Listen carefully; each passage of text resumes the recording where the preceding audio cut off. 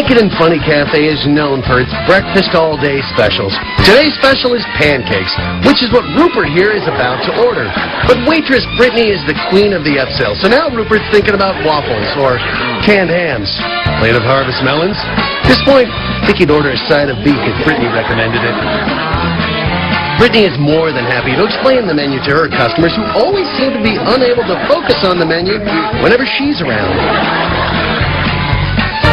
It's hard to decide on lunch when dessert is staring you right in the face. Would you like some cream with your coffee?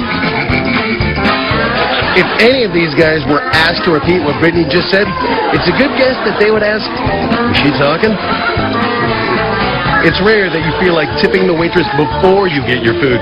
These guys are ready to sign their property right over to Brittany and her 2 tracts of land.